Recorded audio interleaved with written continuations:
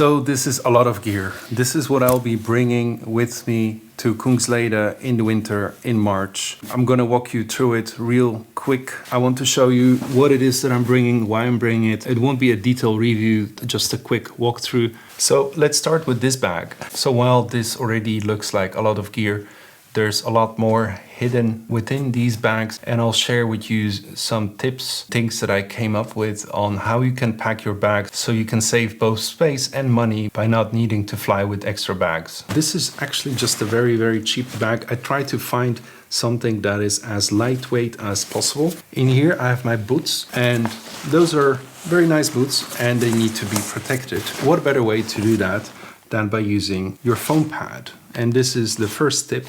If you wrap your gear around this foam pad, this allows you to bring this along in a bag that's actually meant for boots only. So in the bag I also have some extra socks. These are the Alpha APS Outback boots.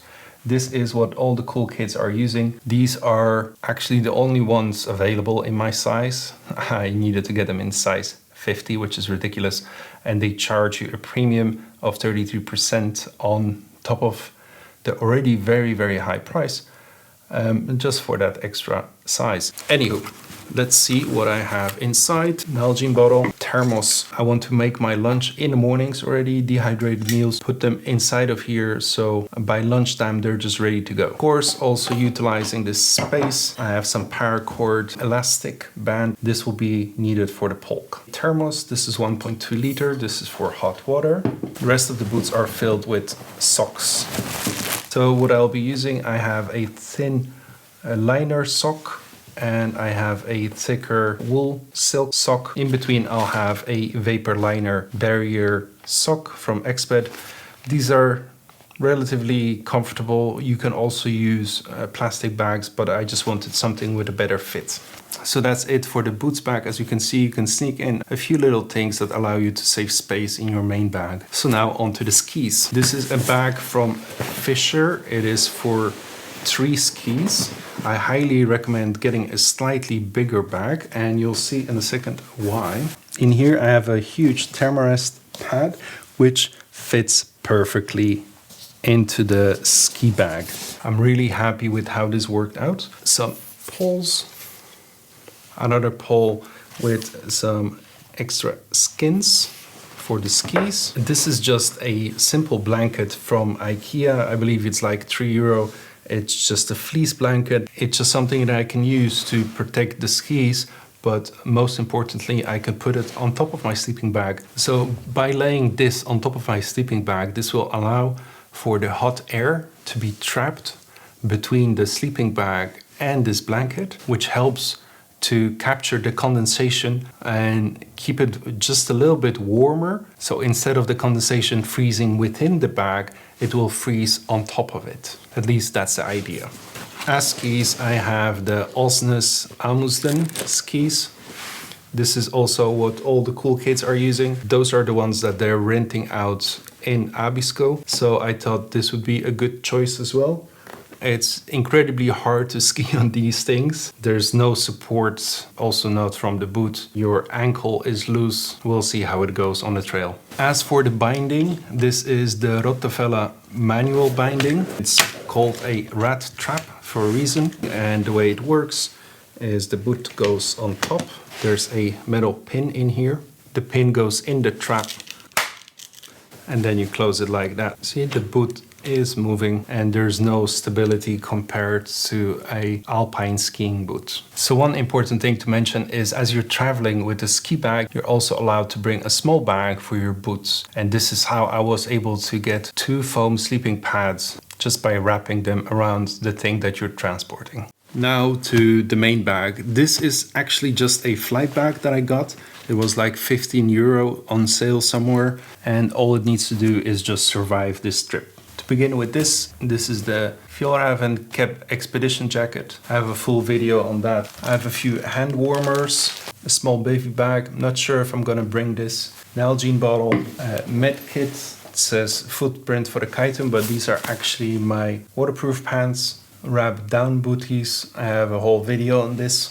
It's also part of it. This is a double glove. I'll be using this for skiing. This is a Hestra ski glove. It's not waterproof, which is good actually, you don't want that. But in case it gets really cold and windy and I need something waterproof, this is a shell glove that I can use on top. In here I have a whole collection of buffs. So I'm a strong believer in redundancy, and buffs are really an essential thing. I remember it from my last trip. I dropped my buff on a muddy ground and I thought, oh, let me just rinse it quickly. It was wet for 3 days. So the weather can vary. It's anywhere between -2 and -20. So I'm not sure what I'll need. That's why I'm bringing a few extra ones. To begin with, this is a Ninja mask, as you can see. The good thing is there are some openings here so you can breathe. This is one that I've used for motorcycling. I'm not sure if I'm gonna bring this one. The nice thing about it is it's not too hot, but it does block the wind. This is a second liner for the Hestra gloves.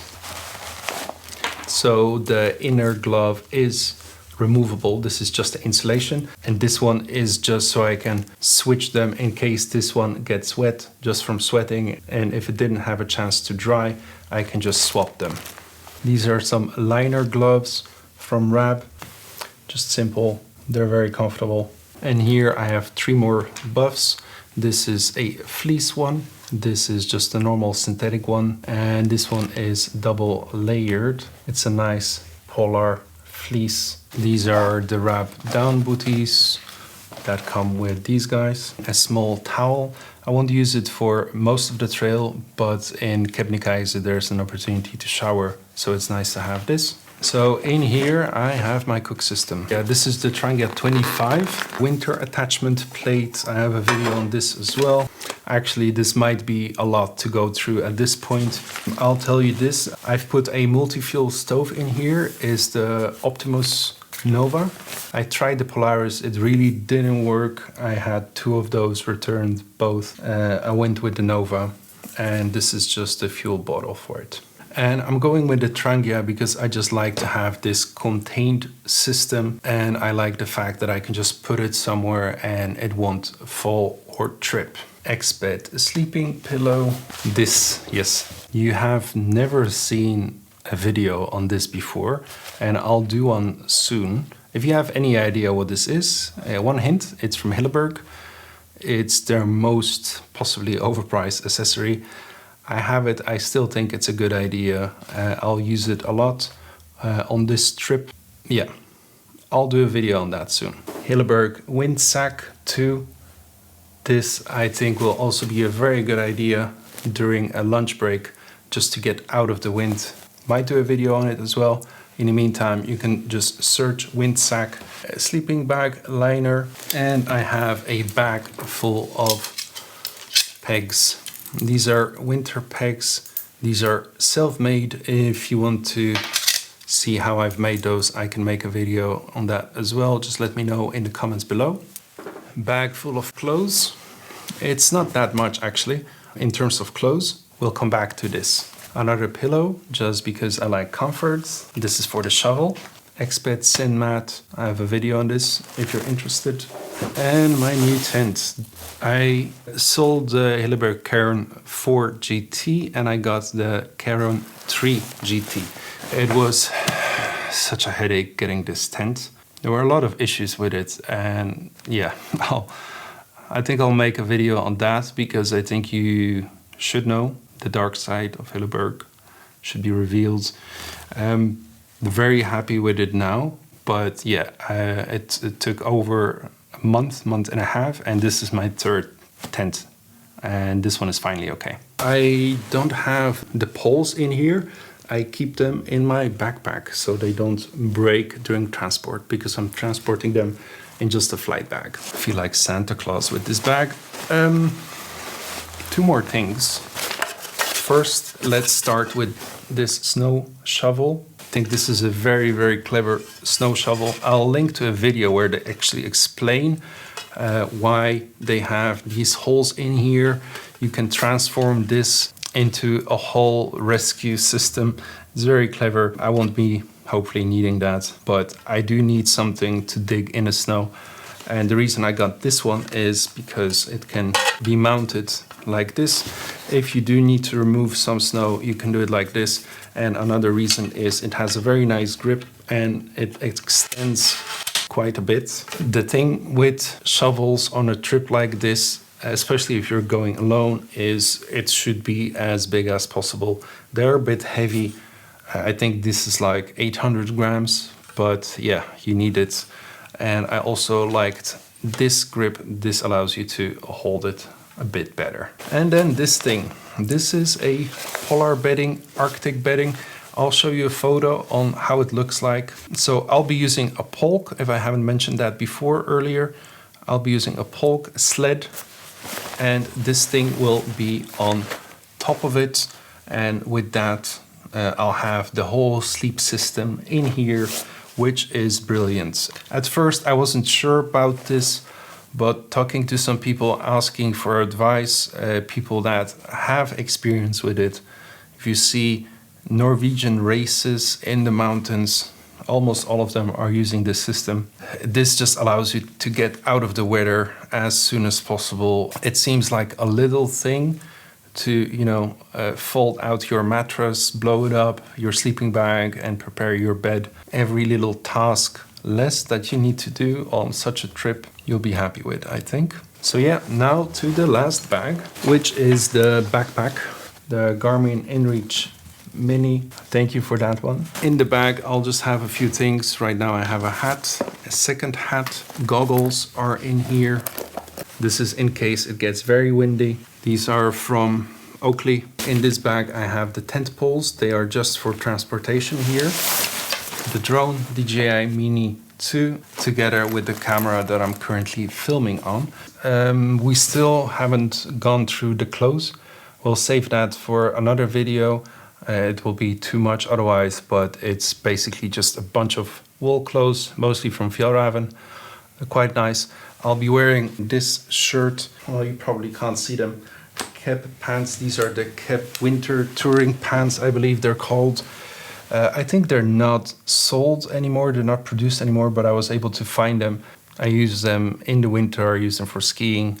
They're not waterproof, but for that I do have waterproof pants with me. Not that I expect rain, but if you're spending some time on the snow and if it's really cold, you want something that actually blocks the wind. Oh yeah, almost forgot. This is the sleeping bag that I'll be bringing.